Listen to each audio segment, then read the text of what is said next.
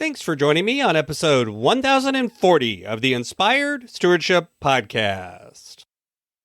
I'm Branchy Soleil, and I challenge you today to invest in yourself, invest in others, and develop your influence by using your time, talent, and treasure to serve your calling. One way to do that is to listen to Scott Mader and his podcast, Inspired Stewardship. What do you want next January to look like when it comes to your money? What are you doing different this year? These are the kinds of questions that you need to ask yourself repeatedly to be able to get in tune with the real reasons that you're trying to go somewhere with your money so that you can change your financial future. Welcome and thank you for joining us on the Inspired Stewardship Podcast. If you truly desire to become the person who God wants you to be, then you must learn to use your time, your talent, and your treasures for your true calling. In the Inspired Stewardship Podcast, you will learn to invest in yourself, invest in others, and develop your influence so that you can impact the world. In today's episode about investing in yourself through stewarding your treasures, I talk with you about why we often don't ask ourselves the right or any questions about our money. I share several of the best questions you can ask to get yourself better with your money, and I also share why you may need to ask these questions repeatedly to really get the right answers. As we talk about stewarding your treasures, wouldn't it be great if you could support this podcast and do it without costing yourself an extra dime? Turns out you can. All you have to do is use inspiredstewardship.com/Amazon when you're ready to make a purchase via Amazon, and a small commission will come back to support the show. If you enjoy the show when you're ready to buy from Amazon, just use inspiredstewardship.com/Amazon. On Tuesday, I talked about asking better questions about your productivity. And the truth is, there's also questions that we need to ask ourselves about our money, too. Money is one of those things that affects every component of your life, whether you want it to or not. It is the tool that you use to provide shelter, food, medical care, and everything else. It's not your security, and it's not the most important thing, but it is a measure that you need to use to get other things that create what you want. It helps you get freedom. It helps you get security. It helps you get other things. It isn't those things, but it helps you get those things in your world, in your life. And the interesting thing is, for being so important, it's something that most of us spend very little time actually focusing on. And so I think it's important as you begin the new year to begin to ask yourself some questions about your money. What is it that's been going on with your money this year? What is it that happened last year? And what is it that you want to have happen this year? So ask yourself these questions. Number one, is what I'm doing today helping me get closer to financial freedom, to my goal of financial freedom? Assuming that is a goal that you want. And for most people, when I talk to them, it is a goal that they want. You need to actually define what that looks like. What does that mean? What is financial freedom for you? Because the interesting thing is, a lot of us use that word, but a lot of us mean different things. And then look at the actions that you took last year. Look at the actions that you have planned. Is what you've been doing getting you towards that goal? Is your money being spent on the things that truly matter? That's the second question. And by the way, to answer that question, you need to know for you, what is it that really matters? What are the things that are non-negotiables? What are the money things that you won't give up on?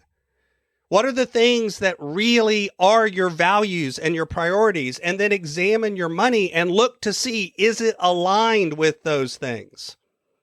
To help you do that, you can ask yourself, what was the last thing that you spent money on that you regretted? And what was the last thing that you spent money on that you loved? Begin to look at the things that actually cause you regret and cause you positive emotion. And by the way, when I say loved, I'm not talking just in the short term of I loved it when I went to the movies last week, but what are the things that cause deep and lasting change in your life? Ask yourself, what's holding you back from taking actions? What's standing in your way of achieving what you want with your money? Is it income? Do you need to focus on income? Is it expenses and spending? Do you need to focus on that? Is it debt? What is it that's holding you back? Is it your own mindset and beliefs? Is it needing accountability? What's holding you back from taking action?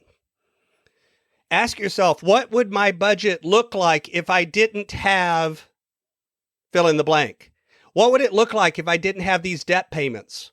What would it look like if I didn't spend money on cable? What would it look like if I didn't spend money on rent but purchased a house? What would it look like if my income doubled or if my income went in half? Dream a little bit and think about what would happen if you have extra cash flow or if you have less cash flow. Ask yourself, who are you listening to when it comes to money? Are you listening to the right people?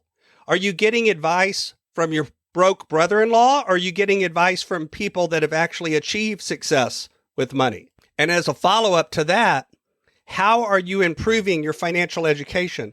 How are you learning more about what you're doing with money?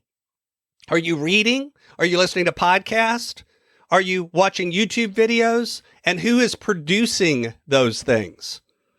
Begin to calculate what your actual income is or your true hourly wage. Because if you think about how much it costs you in time to make a certain amount of money, it begins to change your money spending decisions.